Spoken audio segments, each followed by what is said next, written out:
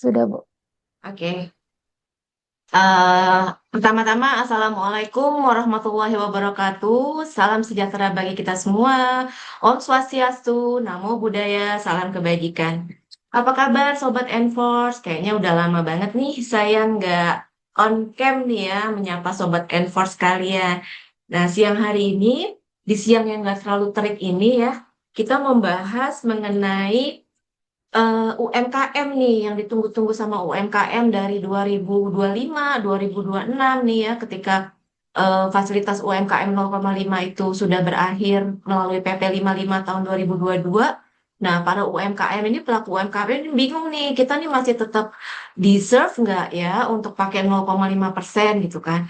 Nah, yang ditunggu-tunggu nih akhirnya baru launching nih pada tanggal 22 April kemarin nih 2026. Dia diundangkannya 22 April, ditetapkan juga 22 April, dan mulai berlakunya pun 22 April. Nah, ini unik nih, si PP 20 2026 ini. Nah, untuk memulai, kita bahas latar belakang dulu. Nah, ya, latar belakangnya dia itu eh, launching mengubah PP 55 2022 ya tentang penyesuaian pengaturan di bidang PPh, mengubah tidak seluruh pasal ya, hanya pasal tertentu aja, cuman menambahkan satu pasal dan kemudian mengubah empat pasal mengenai UMKM ya. Ya, latar belakangnya ini dia diterbitkan adalah untuk semangatnya adalah untuk kesederhanaan. Semula tuh untuk kesederhanaan ya. Jadi kita aware ya bahwa fungsi pajak itu kan selain fungsi budgeter ya, memasukkan uang ke kas negara, dia juga ada nih fungsi reguleran. Apa sih fungsi reguleran itu? Jadi dia fungsi mengatur ya. Jadi pemerintah itu melihat nih, kok orang yang baru mulai usaha nih pasti banyak kendalanya kan ya. Apalagi ketika dia misalnya orang pribadi, terus dia bikinlah dia PTOP gitu ya untuk mulai usaha UMKM-nya. Nah, ketika dia bentuknya PT, maka dia tuh harus merujuk pada Undang-Undang PT. Undang-Undang nomor berapa sih? Undang-Undang nomor 40 tahun 2007 ya. Nah, di mana di pasal 66 Undang-Undang tersebut itu ada tuh di state bahwa direksi itu harus membuat laporan tahunan. Wah, laporan tahunan banget nih isinya. Laporan tahunan itu tuh babnya tuh banyak banget ya, di mana yang salah satunya adalah laporan keuangan. Jadi, nah laporan keuangan itu tuh dibikin tuh dasarnya tuh harus pembukuan yang pasti kan. Karena isinya laporan keuangan itu apa sih? Neraca dan rugi laba. Nah, kalau neraca itu dia pasti membahas mengenai aset ya, lancar, tidak lancar, kemudian ada liabilitas, kemudian ada modal juga ya. Kemudian kalau rugi laba dia harus catat tuh, harus benar-benar catat penjualannya itu dia berapa. COGS-nya atau HPP-nya berapa. Sehingga come up sama gross margin, kemudian dapatlah kemudian dia juga harus stated berapa sih OPEX, biaya OPEX ya, untuk sampai ke penghasilan neto. Ya, kemudian dia juga harus maintain tuh yang namanya aset ya, penyusutannya harus terlihat jelas. Kemudian ada juga laporan arus kas ya. Padahal ini nih orang-orang yang bikin PTOP ini kan mereka nggak juga ada maksud untuk go public gitu kan ya. Mereka tuh cuma UMKM sesungguhnya. Nah, karena itulah eh, pemerintah itu memberikan harus diberikan kesederhanaan nih untuk pelaku-pelaku UMKM ini, maka diberikanlah fasilitas. Oke deh, untuk UMKM diberikan fasilitas boleh pakai PPh final 0,5% gitu kan ya. Nah, terus semangat kedua tuh dia adalah untuk menyelaraskan aturan ya. Jadi ada aturan dalam PP 58 tahun 2023 yang mengatur mengenai penghitungan PPh 21 menggunakan tarif TER, di mana di dalam PP 58 2023 itu disebutkan jasa sehubungan dengan pekerjaan bebas yang baru ya, yang tadinya tidak disebut di PP 55 2022. Nah, si PP 58 2023 ini eh, kan harus apa harus berkesinambungan gitu ya. Dan makanya PP 20 ini terbit untuk mengkesinambungkan antara PP 58 2023 dengan PP 55 tahun 2022.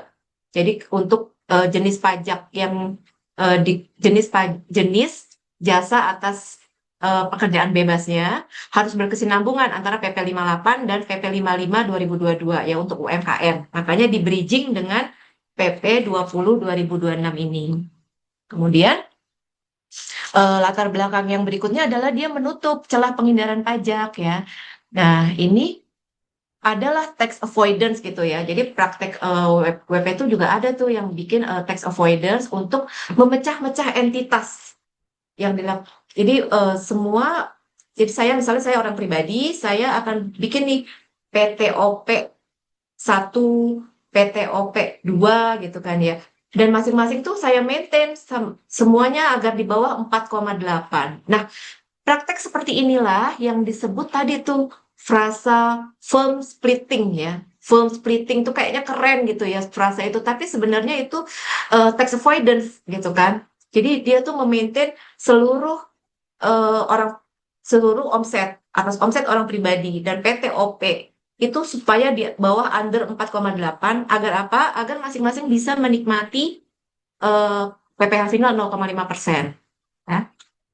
Kemudian ada lagi mengikuti standar global.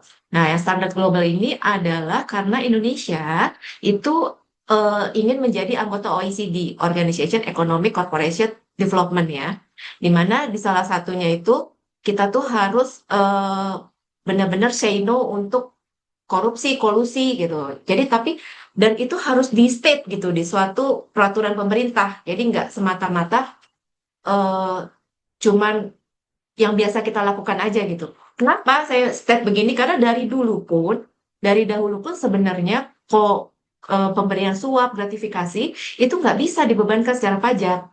Sebenarnya dari dulu pun seperti itu. Dari dulu pun prakteknya itu mungkin misalnya nih kita eh, adalah uang pelicin kalau mau ikut tender gitu ya 100 juta gitu kan. Tapi kan kalau di laporan keuangan kita pasti kan wajib pajak nggak mungkin nyatetnya biaya tender pelicin 100 juta tuh kan nggak mungkin. Pasti dimasukin lah, diselipin lah di biaya lain-lain gitu kan ya. Nah, atau akunnya tuh disamarkan ya gitu. Dari situ pun udah kelihatan ya bahwa ada fraud gitu kan, bahwa laporan keuangan itu tidak di prepare dengan benar kan ya kalau seperti itu. Nah, terus dari dulu pun kita udah aware sih sama hal seperti itu sehingga kalau misalnya ada biaya-biaya seperti itu biasanya tuh treatmentnya ada dua ya. Misalnya wajib pajak itu akan voluntarily disclosure ya, akan melakukan sendiri koreksi fiskal positif, biasanya ya di SPT, biaya-biaya yang nggak jelas begitu, akan kita koreksi fiskal positif. Atau kalau memang wajib pajak tidak melakukan choice itu, biasanya nanti pemeriksa tuh yang masuk. Ketika pemeriksaan, biaya-biaya itu akan langsung jadi koreksi oleh pemeriksa. Sebenarnya dari dulu pun seperti itu gitu kan sudah berlaku. Cuman ini di state secara letterless gitu ya di dalam PP ini dengan maksud kita akan akan ikut menjadi anggota OECD. Kemudian latar belakang yang berikutnya adalah relaksasi transisi ya. Dia memberikan bonus nih kepada wajib pajak UMKM tertentu untuk bernafas dan beradaptasi nih sebelum melakukan pembukuan normal. Nah, overview dulu deh, overview ya. PP 20 yang diatur, yang diubah tuh apa aja sih yang merubah PP 55 2022? Nah, pada bab 4 bagian keempat ditambahkan pasal 20A ya, kait perlakuan atas pengeluaran berupa suap, gratifikasi dan atau pemberian lain dalam menentukan biaya pengurang penghasilan bruto. Kemudian di bab 10-nya dia juga ada mengubah pasal-pasal mengenai UMKM. Ada 4 pasal yang dirubah di sini, pasal 56, 57, 58 dan 59. Kemudian di pasal 2 Romawi itu mengatur mengenai ketentuan peralihan ya, terkait batas waktu pengenaan PPh final bagi wajib pajak, meliputi wajib pajak orang pribadi ya, WPOP, koperasi, CV, firma, PT, BUMDes dan BUMDesma, serta tanggal berlakunya PP 20 2026 ya. Dia ditetapkan 22 April, diundangkan 22 April dan mulai berlakunya pun 22 April. Kemudian, nah, kita masuk ke milestone nih sekarang. Riwayat pengaturan PPh final UMKM. Tapi sebelum ke sini, eh, saya mau jelasin sedikit dulu nih. Kenapa sih PP 20 ini tuh bisa terbit gitu? Jadi PP 20 ini nggak ujuk-ujuk terbit gitu ya. Jadi dia itu ada loh dasar hukumnya yang menitahkan dia untuk terbit gitu. Jadi diatur dalam pasal 4 ayat 2 huruf E dan pasal 17 ayat 7 Undang-Undang Nomor 7 Tahun 83 tentang PPH. Ya. Di pasal 4 ayat 2 huruf E itu memberikan kewenangan kepada pemerintah untuk menetapkan jenis penghasilan tertentu yang dikenakan PPH yang bersifat final melalui PP. Ya. Jadi undang-undang ini pasal 4 ayat 2 itu memang sudah mendelegasikan bahwa jenis penghasilan tertentu itu akan ditentukan melalui PP. Ya.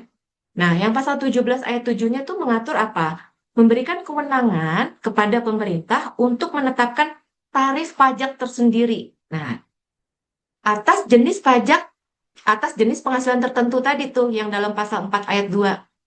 Berbeda dengan tarif normal pasal 17. Jadi, pasal 17 ayat 7 itu sudah mendelegasikan kepada PP. PP bisa loh menerbitkan tarif pajak tersendiri di luar tarif pajak normal gitu.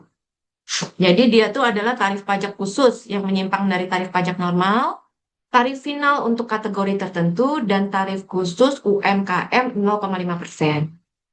Nah, karena ada pendelegasian ini, maka PP 46 2013 issued. Ya, di situ tarifnya masih 1%. Dan berlakunya pun untuk WP orang pribadi dan badan kecuali BUT. Nah, tapi di dalam PP 46 ini juga udah diatur tuh omset apa threshold omset 4,8 udah diatur di dalam PP 46 2013. Kemudian di PP 46 2013 ini diubah pada tahun 2018 dengan PP 23 di mana pemerintah nurunin nih persentase dari 1% diturunin jadi 0,5%. Ya. Kemudian ditambahlah peraturan mengenai penambahan jangka waktu penggunaan PPh final. Nah, berlakunya itu juga untuk orang pribadi, badan berbentuk koperasi, firma CV, dan PT dengan jangka waktu berbeda-beda ya. Jadi di PP 23 ini kalau jangka waktu orang pribadi 7 tahun. Kalau jangka waktu untuk badan berbentuk koperasi firma CV 4 tahun. Kalau untuk PT 3 tahun. Ya.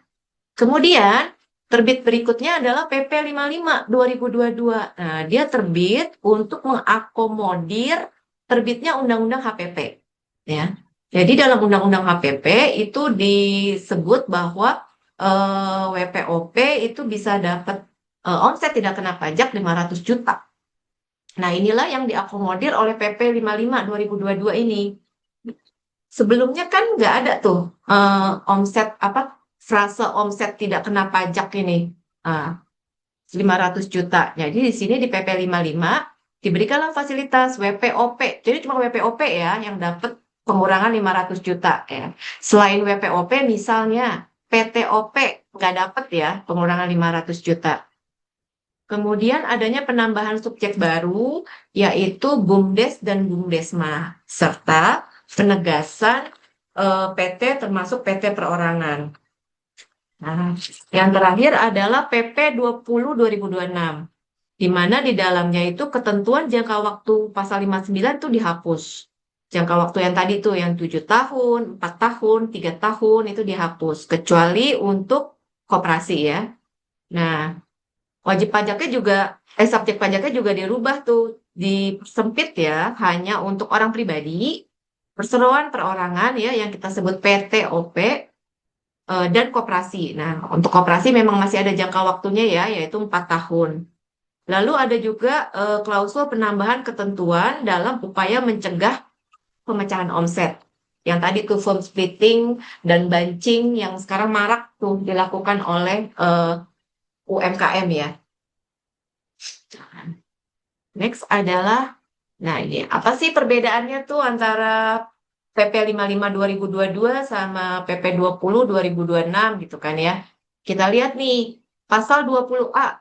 Pasal 20A itu dahulu belum diatur spesifik ya. Nah, sekarang ini diselipkan pasal 20A di PP 20 2026 ini.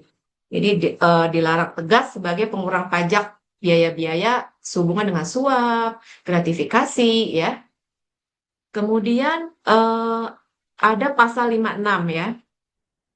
Pasal 56 mengenai pekerjaan bebas di PP 55 2022 itu belum menampung jenis pekerjaan bebas yang baru yang di state dalam PP 58 tahun 2023 ya. PP 58 2023 itu punya peraturan turunan bawahnya yaitu PMK 168 2023 di mana di situ dijelaskan jasa sehubungan dengan eh, penghasilan sehubungan dengan pekerjaan bebas ya itu adalah ini gitu kan. Nah, di sini di PP 5 di PP 20 2026 itu pasal 56-nya spesifik tuh mencabut fasilitas 0,5% bagi influencer dan seniman. Kemudian pasal 57-nya mengenai omset PT perorangan ya. Dahulu tuh dihitung terpisah, kalau sekarang dilakukan total agregasi ya. Jadi wajib digabungkan tuh ya antara omsetnya wajib pajak pendiri dengan omsetnya PTOP-nya itu digabungkan. Yang berikut pasal 57 mengenai koperasi dahulu itu jangka waktunya tidak jelas tapi sekarang dibatasi 4 tahun. Lalu ada pasal 58-nya definisi omset bruto ya. Kalau dahulu tuh cuman fokusnya tuh domestik fiskal aja. Jadi penentuan bruto suami istri itu belum digabung, belum diatur ya masalah penggabungan itu. Nah, sekarang kalau definisi omset bruto adalah mencakup omset final, non-final, luar negeri, imbalan dari usaha atau jasa.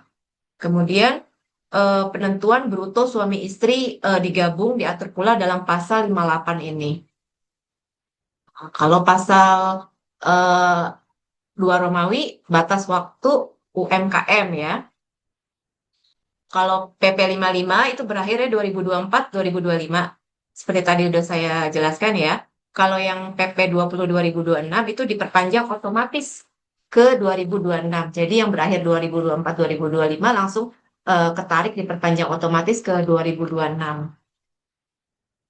Next, nah ini kita bahas secara detail nih.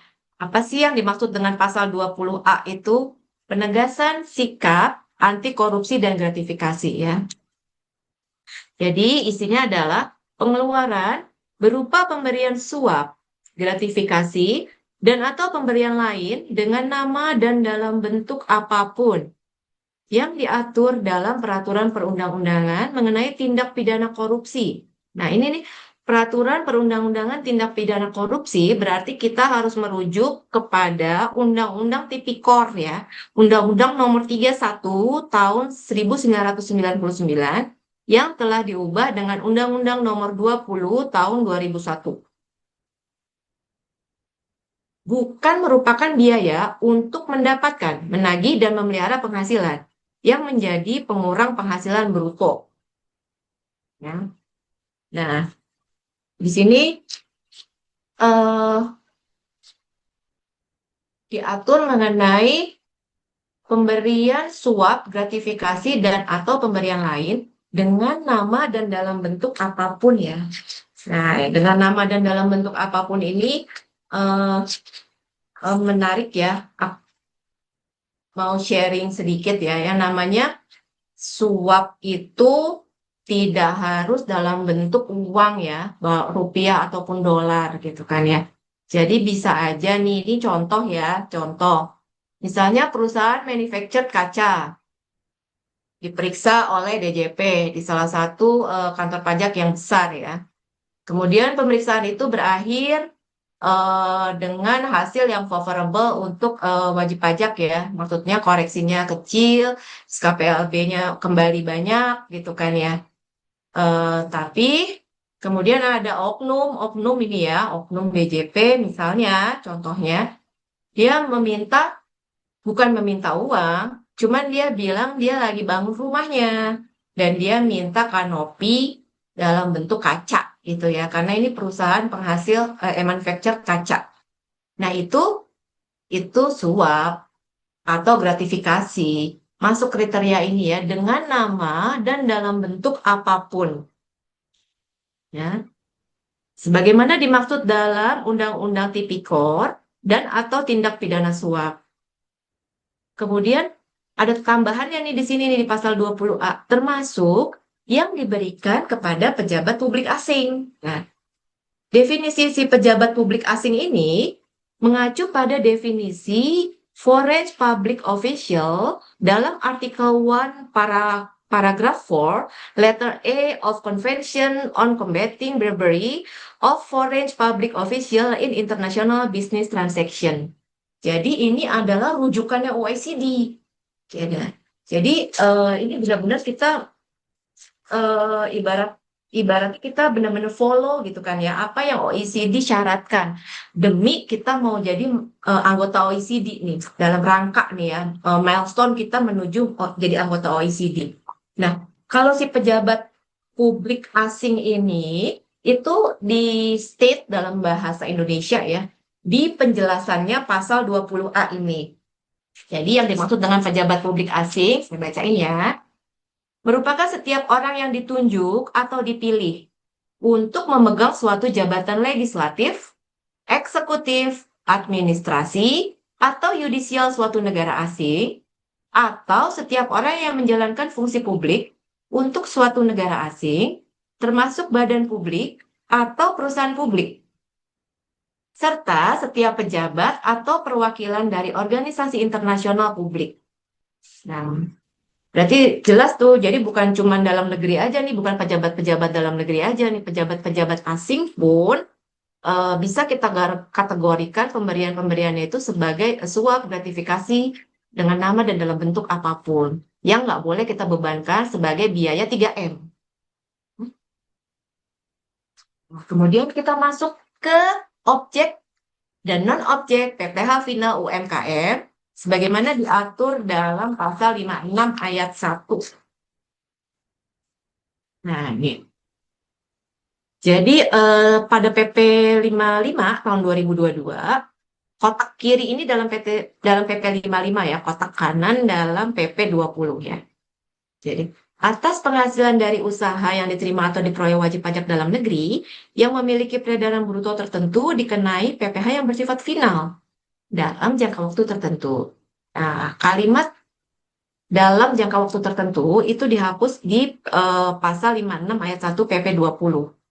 Atas penghasilan dari usaha yang diterima atau diperoleh wajib pajak dalam negeri yang memiliki peredaran bruto tertentu dikenakan pajak penghasilan yang bersifat final. Tidak termasuk, nah ini ada yang tidak termasuk nih di highlight kuning. Penghasilan dari usaha yang dikenai pajak penghasilan yang bersifat final, A. Penghasilan yang diterima atau diperoleh WP orang pribadi dari jasa sehubungan dengan pekerjaan bebas. Yang B. Penghasilan yang diterima atau diperoleh di luar negeri yang pajaknya terutang dan telah dibayar di luar negeri. Ya. Yang C, penghasilan yang telah dikenai PPh final dengan ketentuan peraturan perundang-undangan perpajakan tersendiri. Misal, sewa rumah, ya.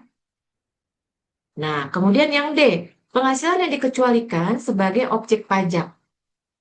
Nah, jadi udah nggak kenal lagi nih, udah nggak bisa lagi mengutilize PPh final 0,5% ya. Nah, tapi di sini ya, di sini harus garis bawahi juga ya. Ini adalah A sampai D ini mereka tidak bisa menggunakan tarif PPh final 0,5% ya. Tapi untuk sebagai total agregasi menghitung seluruh omset untuk mendapatkan total agregasi dan untuk menentukan apakah tahun berikutnya penghasilan dari usaha masih boleh menikmati PPh final 0,5%, dari poin A sampai poin C ini ikut masuk dalam penghitungan total agregasi omset melebihi 4,8 atau enggak. Mereka nggak deserve dapat eh, PPh final, nggak deserve menggunakan PPh final 0,5%, tapi mereka harus include ketika kita mau ngitung nih untuk tahun berikutnya penghasilan dari usaha kita ini masih bisa nggak ya pakai 0,5%. Nah, ini harus dihitung. Ini sejalan dengan tadi tuh eh, firm splitting yang dilakukan oleh wajib pajak. Jadi untuk mengantisipasi firm splitting yang selama ini dilakukan oleh UMKM ya tahun-tahun lalu, maka di pemerintah di 2026 ini banyak mengunci ya lubang-lubang ya, hole-hole agar firm splitting itu bisa terjadi. Nah, salah satunya ini. Jadi untuk menghitung total agregasi untuk menentukan 4,8 semua harus digabung, gitu ya. Sekarang kita lihat penyesuaian jenis jasa nih sehubungan dengan pekerjaan bebas dan diatur dalam pasal 56 ayat 4 ya. Jadi PP 20 2026 itu tidak mengubah seluruh jenis jasa di PP 55, enggak. Jadi dia cuman menambahkan di 5 item jasa ini. Jadi di poin A, poin B, poin D, F, dan H. Ya, ya untuk yang poin A sama masih dengan PP 55, tenaga ahli yang melakukan pekerjaan bebas yang terdiri dari pengacara, akuntan, arsitek, dokter, konsultan, notaris, pejabat pembuat akte tanah, penilai aktuaris, dan tenaga ahli sejenis lainnya. Ya. Yang bold ini adalah tambahan di PP 20 2026 ya, Pak Ibu. Nah, yang B adalah pemain musik ya, pembawa acara MC, penyanyi, pelawak, bintang film, bintang sinetron, bintang iklan, sutradara, kru film, foto model, peragawan atau peragawati, pemain drama, penari. Nah, ada tambahan ini. Kalau PP 55 berhenti sampai penari, kita PP 20 nambah lagi nih. Pemahat, pelukis, pembuat atau pencipta konten pada media yang dibagikan secara daring, yaitu influencer atau pemengaruh, selebgram, blogger, vlogger, dan sejenis lainnya, dan seniman lainnya. Kemudian poin D, penasehat, pengajar, pelatih, penceramah, penyuluh, moderator, dan profesi sejenis lainnya. Ya. Kemudian yang poin E, pengarang, peneliti, penterjemah, dan profesi sejenis lainnya. Lalu yang terakhir yang dirubah adalah poin H, perantara atau orang yang menemukan pelanggan. Ya. Jadi pasal 56 ayat 4 di PP 20 2026 ini ya, kalau kalau sahabat enforce ada yang mengingat ya, ini apple to apple sama kalau kita ingat PMK 141 2015 yang mengatur mengenai jenis pajak yang dikenakan PPh 23. Jadi PMK 141 itu dia mengatur jenis pajak tertentu yang dikenakan PPh 23 berupa positive list ya. Nah, kalau yang ini PP 20 2026 pasal 56 ayat 4 itu dia mengatur negative list. Jadi jasa-jasa ini tidak kena 0,5%. Tidak bisa mengutilize 0,5% final. Jadi apple to apple tuh. Nah, di sini ya, ketika di PP 55 2022 itu masing-masing jenis jasa ini dia eh, masing-masing itu terkunci gitu ya, terkunci masing-masing. Nah, kalau yang PP 20 2026 ini dia menaruh frasa sejenis lainnya, sejenis lainnya. Nah, sejenis lainnya ini dia bisa mengakomodir perkembangan jenis jasa ini di tahun-tahun berikut, kan ya. Nah, sejenis lainnya ini bisa dikembangkan ya, misalnya tahun-tahun berikut tuh jenis jasa ini berkembang ya. Misalnya si vlogger, blogger ini adalah istilah lainnya gitu kan ya. Yang sebenarnya secara nature dia sama vlogger selebgram ini, cuma namanya aja berbeda. Maka ketika namanya itu berbeda, wajib pajak bisa bilang bahwa oh kita nggak masuk dong ini, maka kita bisa pakai 0,5%. Padahal secara nature sama. Nah, itulah fungsinya ada sejenis lainnya ini. Jadi nanti melihat perkembangan jasa ini di masa yang akan datang, akan mungkin akan ada peraturan turunan dari PP 20 2026 ini dalam bentuk peraturan Menteri Keuangan gitu ya, yang akan mengakomodir, akan menjelaskan secara stated ya, detail apa yang dimaksud dengan sejenis lainnya ini. Sehingga PP 20 ini tidak perlu dirubah lagi gitu kan ya, dengan adanya eh, pintu gitu ya untuk membuka, eh, bisa didelegasikan ke peraturan Menteri Keuangan. Lalu subjek pajak UMKM. Nah, di PP yang terdahulu 55/2022 itu terdiri dari orang pribadi, badan ya, badannya itu berbentuk koperasi, CV, firma, perseroan terbatas ya, PT ya, Bum BUMDes dan BUMDesma. Sama-sama menerima atau memperoleh penghasilan dengan peredaran bruto tidak melebihi 4,8 dalam 1 tahun pajak. Nah, untuk PP 20 2026 ini, subjek pajaknya WP orang pribadi masih sama ya, tetap ya. Kemudian ada WP badan berbentuk perseroan perorangan yang didirikan oleh satu orang ya, yang biasanya disebutnya PTOP ya, dan koperasi ya, yang menerima atau memperoleh penghasilan sama tidak lebih dari 4,8 dalam 1 tahun pajak. Nah, ini yang tidak termasuk wajib pajak UMKM. Ya, ini ya. Di butir B PP 55 diatur bahwa wajib pajak berbentuk CV dan firma ya, yang dibentuk oleh beberapa wajib pajak orang pribadi yang memiliki keahlian khusus yang menyerahkan jasa yang sejenis dengan jasa yang sehubungan dengan pekerjaan bebas. Maka dia tidak termasuk wajib pajak UMKM. Ya, kalau yang dulu PP 55. Nah, di PP 20 ini yang dirubah apa sih? Yang dirubah adalah bentuk badan usahanya. Sekarang bentuk badan usahanya wajib pajak badan berbentuk perseroan perorangan. Ya, yang didirikan oleh wajib pajak orang pribadi yang memiliki keahlian khusus yang menyerahkan jasa yang sejenis dengan jasa sehubungan dengan pekerjaan bebas ya. Misalnya saya Dewi, saya konsultan pajak. Ya. Saya sekarang bikin PTOP nih. PTOP itu bergerak di bidang konsultan pajak juga gitu.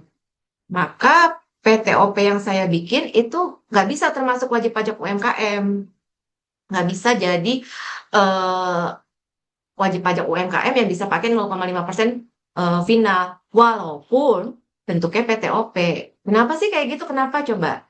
Nah, gini, karena ini nih pemerintah itu untuk dia udah melihat ya, kalau misalnya eh, penyerahan jasa sehubungan dengan pekerjaan bebas itu kan nggak bisa utilize 0,5% final ya.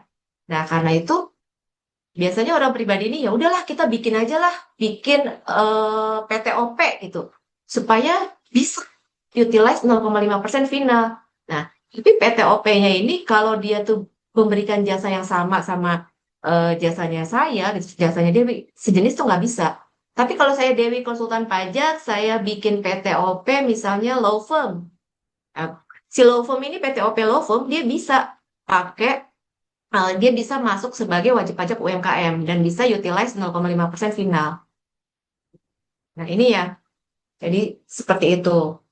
Yang perlu diingat ini dulu di PP 55 tuh bentuk bentuk badannya tuh yang yang Dewi nih sebagai WPOP saya tuh bikinnya tuh CV dan firma gitu kan untuk eh, jadi konsultan pajak kemudian menyerahkan jasa konsultan pajak juga. Nah, yang seperti ini dulu di PP 55 nggak boleh, nggak masuk sebagai wajib pajak UMKM, nggak bisa utilize 0,5% final.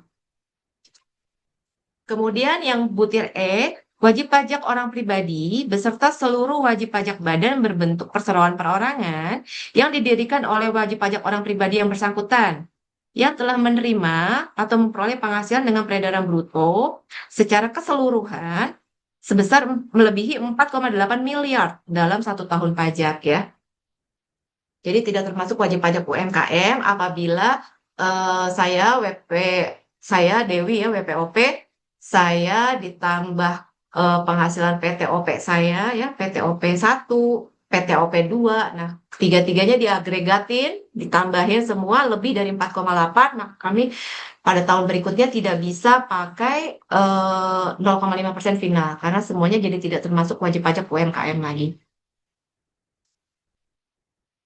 Terus wajib pajak badan berbentuk koperasi ya, sebagaimana dimaksud dalam pasal 1 huruf B yang telah melewati jangka waktu 4 tahun sejak terdaftar ya. Jadi diharapkan tuh wajib pajak koperasi itu ketika 4 tahun itu terlewati 4 tahun tuh maka dia sudah jadi wajib pajak UMKM yang pintar gitu ya. Yang karena dia sudah bisa pembukuan ya, karena dia siap untuk melangkah ke rezim yang lain yaitu rezim tarif umum PPH ya. Diharapkan dalam 4 tahun itu dia tuh udah jadi UMKM yang pintar gitu. Kemudian yang berikutnya tidak termasuk objek pajak dan wajib pajak UMKM. Contohnya adalah Eno ya di sini. Dia memiliki keahlian sebagai drummer. Nah, di 2026 ini Eno tuh dia mengajar les drum untuk anak-anak ya. Nah, penghasilan yang diterima Eno merupakan penghasilan atas penyerahan jasa sehubungan dengan pekerjaan bebas. Maka berdasarkan PP 20 2026, penghasilan tersebut dikecualikan dari penghasilan usaha yang dikenai PPh final UMKM ya.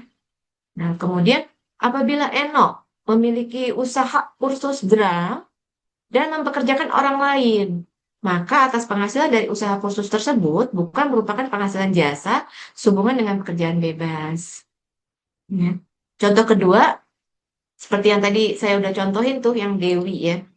Misalnya saya seorang pengacara ya, mendirikan suatu badan usaha PTOP ya, menjalankan aktivitasnya memberikan layanan jasa hukum ya. Kalau saya pengacara, saya bikin PTOP-nya jasa yang dikasih adalah jasa hukum, maka PTOP tersebut tidak termasuk wajib pajak yang berhak memperoleh PPh final 0,5% karena sejenis ya. Jasa yang diserahkan sejenis. Kemudian Hmm, Pasal 57 ayat 2E, di sini pemerintah tuh menutup celah pemecahan omset ya. Tadi firm splitting. Nah, di kotak yang kiri ini adalah kejadian di masa lalu ya, sebelum 2026. Jadi wajib pajak itu banyak entitas, mendirikan banyak entitas untuk memecah omset ya, agar masing-masing itu di bawah 4,8 dan menggunakan tarif 0,5% final ya. Nah ini tuh WPOP, PTOP 1, PTOP 2 itu masing-masing tuh di maintain jangan sampai di atas 4,8. Jadi kalau misalnya awal Desember lah, taruhlah awal Desember itu misalnya dia udah 4,7 gitu ya omsetnya. Nah, gimana nih kalau supaya masing-masing ini tetap fulfill nih, bisa tetap deserve dapat 0,5% ya. Omset Desember itu digeser ke PTOP yang kira-kira bisa mengabsorb ya, bisa menyerap omsetnya masih jauh gitu di bawah 4,8. Digeser misalnya ke PTOP 2 atau ke PTOP milik istrinya gitu kan ya atau ke milik nomini gitu. Itu namanya firm splitting dan bunching ya. Bunching itu menahan omset. Nah, kalau sekarang itu omset WPOP itu wajib digabungkan dengan seluruh omset PT perorangan yang dia dirikan ya. Jadinya omset WPOP ditambah PTOP 1 tambah PTOP 2 itu di total. Jika totalnya di atas 4,8, maka seluruh entitas itu tidak bisa lagi menggunakan tarif 0,5%. Nah, ini tadi yang koperasi ya. Jadi koperasi itu diharapkan dalam jangka waktu 4 tahun, dia tuh sudah bisa melakukan pembukuan karena dia akan menggunakan tarif umum PPh badan ya di tahun kelima dan seterusnya. Nah, ketentuan peredaran bruto ya. Nah, mengenai peredaran bruto diatur dalam pasal 58 ayat 1 ya. Kalau dahulu di PP 55 jumlah peredaran bruto itu adalah peredaran bruto usaha ditambah peredaran bruto cabang. Ya. Dalam 1 tahun dari tahun pajak terakhir sebelum tahun pajak bersangkutan. Sekarang di PP 20 2026, jumlah peredaran bruto itu adalah penghasilan usaha ditambah jasa sehubungan dengan penghasilan pekerjaan bebas dalam 1 tahun dari tahun pajak terakhir sebelum tahun pajak yang bersangkutan, baik yang dikenai PPh yang tidak bersifat final maupun final. Nah, ditambah lagi adanya penghasilan dari luar negeri, ditambah lagi imbalan atau nilai pengganti berupa uang, atau nilai uang dari usaha dan jasa sehubungan dengan pekerjaan bebas, sebelum dikurangi potongan penjualan, potongan tunai, atau potongan sejenis. Jadi yang namanya omset itu belum dikurangi diskon, rabat, seperti itu ya. Kemudian, nah ini contohnya. Jadi, eh, PT Perorangan ABC ya, dia bergerak di bidang perdagangan furniture. Nah, selain itu, PT Perorangan ABC juga mempunyai beberapa gudang untuk disewakan. Nah, ya, kalau beberapa gudang untuk disewakan berarti terutama PPh final kan ya. Tahun pajak 2026, peredaran bruto dari perdagangan furniture 1M. Kotak ini nih. Perdagangan furniture 1M, penyewaan ruangan 2M, sehingga totalnya 3 miliar. Nah, berdasarkan PP 20 2026, untuk tahun 2027 ya, PT Perorangan ABC itu masih bisa menggunakan tarif PPh final 0,5%. Kenapa? Karena setelah ditotal, diagregasikan, itu totalnya itu masih di bawah 4,8 miliar. Jadi dia masih deserve ya, utilize 0,5% final. Lalu, sekarang ketentuan peredaran bruto suami istri diatur dalam pasal 58 ayat 2 dan 3 ya. Dalam hal wajib pajak orang pribadi ya, merupakan suami istri yang menghendaki perjanjian pemisahan harta ya, dan penghasilan secara tertulis ya, atau kita kenal dengan PH ya, pisah harta, atau tuh istrinya memilih untuk menjalankan hak dan kewajiban secara sendiri gitu, memilih punya NPWP sendiri, atau kita kenal dengan MT ya, memilih terpisah MT. Nah, besarnya peredaran bruto ditentukan berdasarkan penggabungan ya, tetap agregat ya, total agregat. Penggabungan peredaran bruto dari suami dan istri. Nah, termasuk dalam penggabungan peredaran bruto dari suami dan istri, yaitu peredaran bruto dari penghasilan anak. Penghasilan anak yang belum dewasa. Nah, tapi penghasilan anak yang belum dewasa ini harus merefer pada ketentuan peraturan perundang-undangan di bidang PPh, yaitu anak di bawah 18 tahun atau belum pernah menikah. Jadi kalau anak 17 tahun tapi udah menikah, nah itu udah nggak masuk lagi sebagai kriteria belum dewasa ya. Ini ya. Kemudian penentuan jumlah peredaran bruto bagi suami istri dengan kewajiban PH dan MT itu ditentukan berdasarkan penggabungan peredaran bruto suami istri beserta seluruh WPOP yang didirikan oleh suami istri. Nah, jadi totalnya itu nanti WPOP suami, PTOP suami, WPOP istri, PTOP istri, ditambah anak gitu ya. Nah, di sini nih ada yang menarik nih. Jadi kemarin itu ada forum grup discussion di Konsultan Pajak Indonesia ya. Nah, di situ tuh ada seorang konsultan yang menanyakan nih, karena dia ditanya nih sama UMKM penjual sate gitu kan. Nah, penjual sate ini nanya, yang dimaksud istri ini nih siapa ya? Satu apa bisa dua, apa bisa tiga, empat gitu kan ya. Nah, terus, nah ini nih memang masih gray area, belum di stated sih. Sesungguhnya belum di state secara jelas gitu ya di PP 20 ini. Walaupun demikian, dari pandangan saya ya, menurut pandangan saya tetap berpendapat bahwa yang disebut istri di sini adalah istri yang legal ya, yang ada di dalam kartu keluarga. yang NIK-nya ada dalam kartu keluarga ya. Nah, untuk istri yang enggak ada di dalam kartu keluarga itu enggak include dijumlahin di sini enggak. Walaupun dia ada dua atau tiga atau empat gitu kan ya, enggak bisa kita masukkan dalam perhitungan di sini. Lalu, nah ini contohnya nih. Sekarang di tahun 2026 ya, Pak Dodo selaku suami dia kerjanya pengacara. Pengacara, Pak Dodo ini punya peredaran brutonya 2 miliar ya. Pengacara berarti eh, jasa sehubungan dengan pekerjaan bebas ya. Kemudian istrinya Ibu Yasmin, dia punya restoran nih. Nah, restoran ini usaha ya, usaha. Nah, kemudian ada anak nih, anak ya, anaknya namanya Yasmin 10 tahun dan dia penyanyi, penyanyi cilik. Penyanyi cilik itu berarti jasa sehubungan dengan pekerjaan bebas ya. Nah, setelah ditotal di tahun 2026, ketiga eh, apa keluarga ini ya, keluarga ini itu totalnya 6 miliar nih. Maka di tahun 2027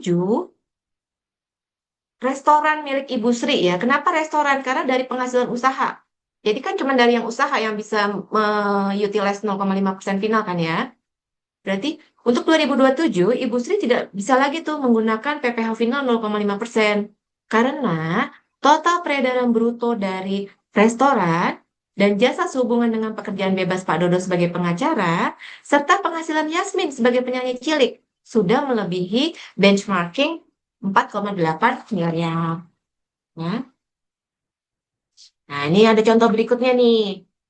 Contoh berikutnya ini Pak Budi, dia punya usaha notaris ya. Berarti kalau notaris adalah jasa sehubungan dengan pekerjaan bebas.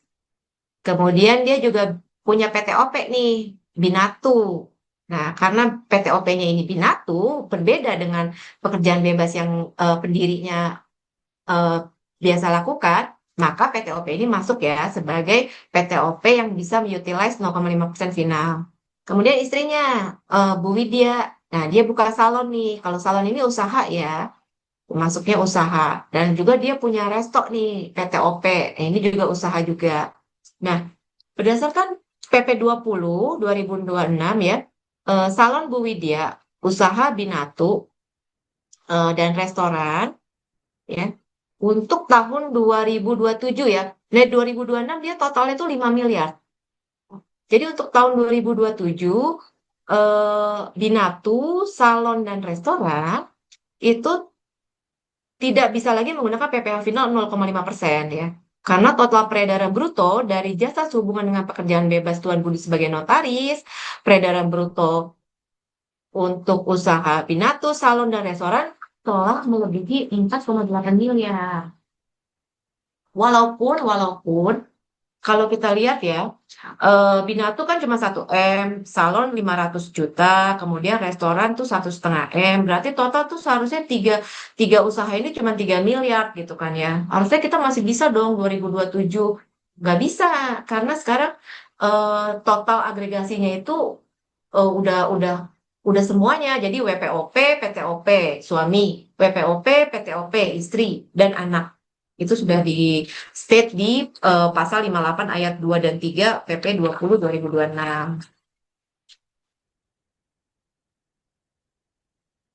Nah, tapi PP 20 2026 ini tidak mencabut mengenai pengenaan omset tidak kena pajak sampai dengan 500 juta yang bisa dinikmati oleh wajib pajak orang pribadi. Ya, jadi tetap ada ya omset tidak kena pajak 500 juta itu. Bagian peredaran bruto dari usaha tidak dikenai PPh sejumlah bagian peredaran bruto dari usaha tidak dikenai PPh merupakan jumlah peredaran bruto dari usaha yang dihitung secara kumulatif sejak masa pajak pertama dalam tahun pajak atau bagian tahun pajak. Hmm.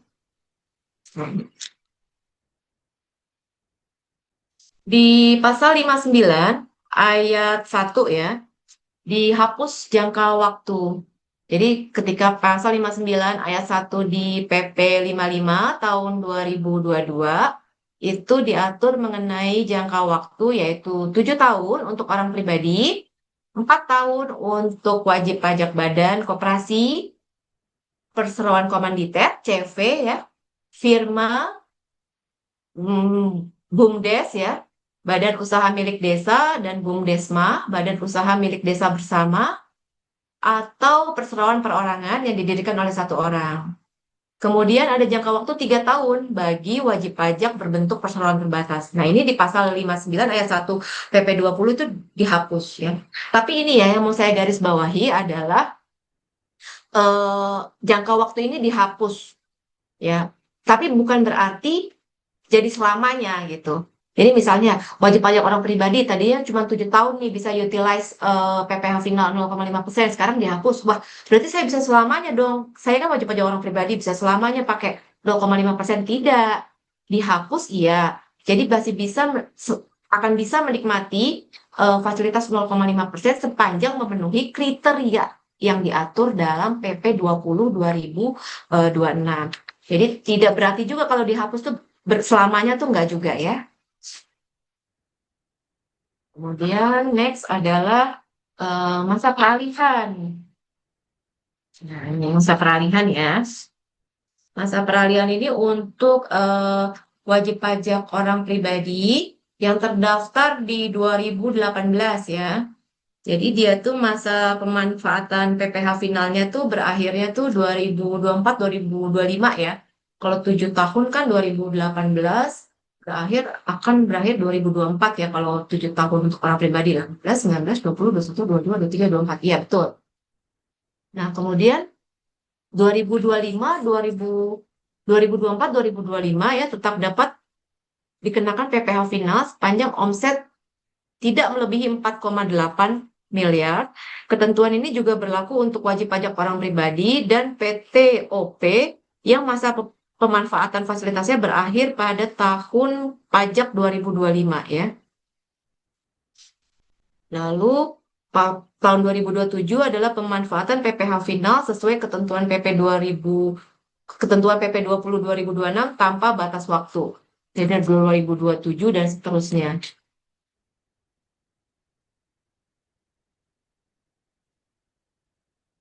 Masa peralihan bagi wajib pajak badan selain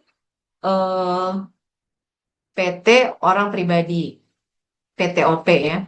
Wajib pajak badan koperasi yang terdaftar sebelum PP 20 2026 berlaku, yang jangka waktu tertentu pengenaan PPh finalnya berakhir 2024 sampai 2029, itu dikenakan PPh final berdasarkan peraturan pemerintah nomor 55 2022 sampai dengan tahun pajak 2029.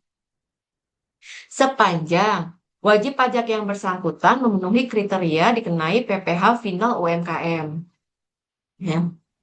Lalu wajib pajak badan berbentuk CV, firma, PT, selain PT perorangan atau BUMDes dan BUMDesma yang jangka waktu tertentu pengenaan PPh final belum berakhir, dapat dikenai PPh final sampai dengan jangka waktu tertentu berakhir, sepanjang wajib pajak yang bersangkutan memenuhi kriteria untuk dikenakan PPh final UMKM.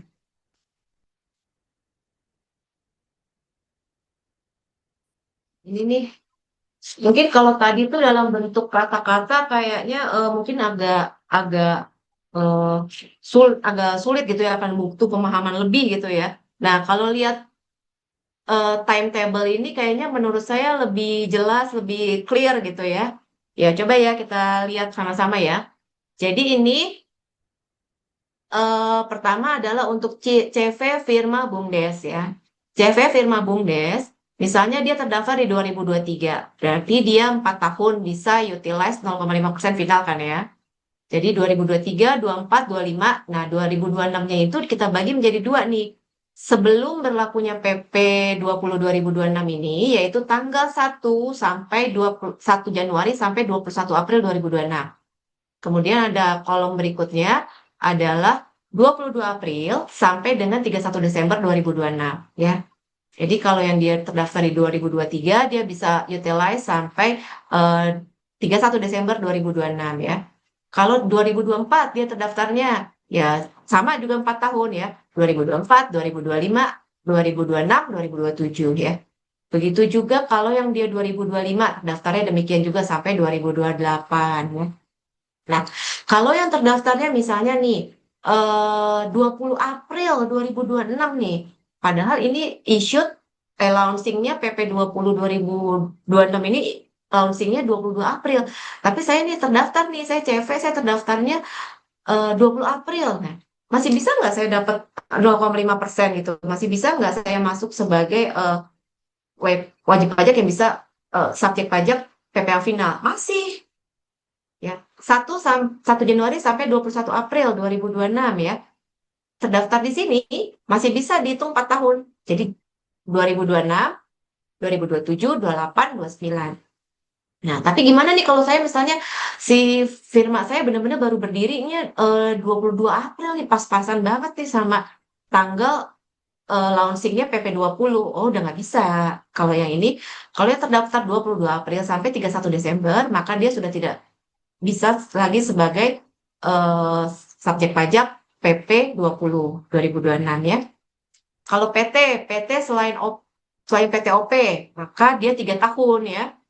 2024 dia terdaftar 3 tahun. 2024, 2005, 2025, 2026 ya.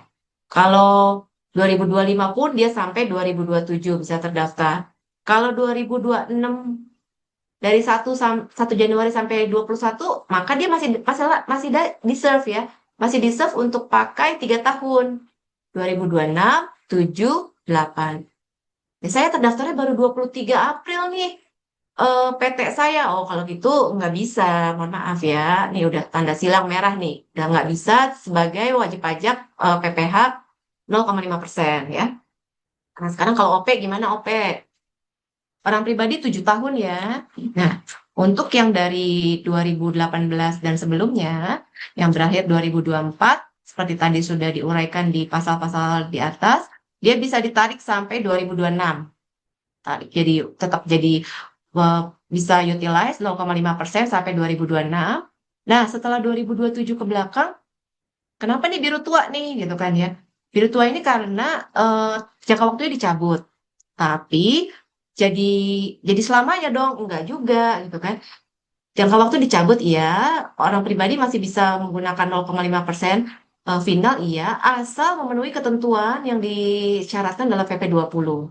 Kayak dia biru tua nih ke sana. Begitu juga apabila dia mulai terdaftarnya di 2019, berakhir di 2025, maka PP ini memperbolehkan masih menggunakan di 2026 ya, sampai akhir 2026. Kemudian setelah itu 2027 ke belakang tetap memenuhi syarat, tetap bisa menggunakan apabila memenuhi syarat yang di stated di PP 20 2026 ini. Nah, sekarang kalau PTOP gimana nih PTOP? PTOP berarti 4 tahun ya. Nah, PTOP apabila dia mulai dari 2022 nih, 22 berarti 4 tahun ya, berakhir di 2025. Nah, PP 20 bilang kalau berakhir 2025 masih bisa, 2026 dia masih bisa menggunakan. Nah, begitu juga apabila dia terdaftar di 2023 ya. Kemudian, nih yang coklat-coklat tua ini apa nih coklat-coklat tua? Jangka waktu dicabut, tapi tidak berarti selamanya ya, tetap ya, harus ada apabila memenuhi kriteria yang disyaratkan, maka dia bisa utilize 0,5%. Nah, demikian eh, terdaftarnya pun di 1 1 Januari sampai 21 April 2016 pun jangka waktunya 3 tahun, 4 tahun ya, PTOP 4 tahun.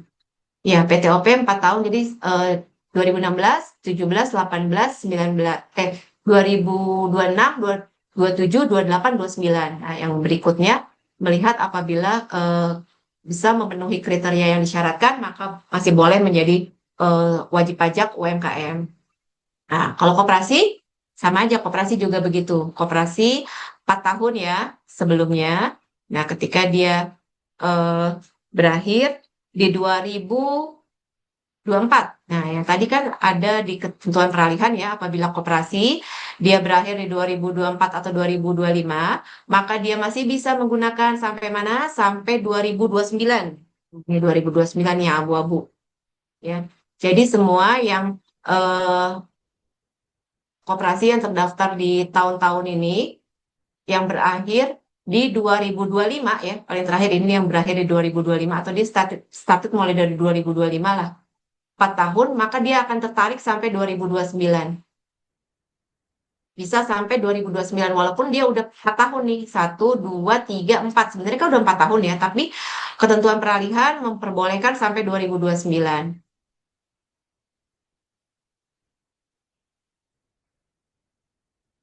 1, 2, 3, 4. Kalau dia terdaftarnya di 2026, cuma 4 tahun ya. 1, 2, 3, 4 ya. Kalau terdaftarnya di 2026, koperasi hanya 4 tahun. Benar-benar 4 tahun ya. Memang 4 tahun sampai berakhir 2029 ya. 2029 berakhirnya. Tapi kalau apabila dia mulai terdaftarnya di 2027 juga cuma 4 tahun juga, cuma 4 tahun. Nah, yang ini yang set- yang dapat fasilitas lewat ketentuan peralihan ini yang bisa berakhir di 2029 diharapkan setelah 2029 dia tuh memakai tarif PPh normal. Jadi dari ini adalah fasilitas yang diberikan oleh pemerintah kepada koperasi untuk mereka tuh belajar pembukuan gitu, mempersiapkan diri sebaik-baiknya karena setelah 2029 koperasi itu harus menggunakan tarif PPh umum biasa. Diharapkan mereka tuh UMKM tuh mereka udah pintar lah gitu ya. Nah, tampaknya demikian presentasi dari saya. Kita kembalikan ke moderator. Barangkali ada tanya jawab atau bagaimana ya. Silakan Cantika.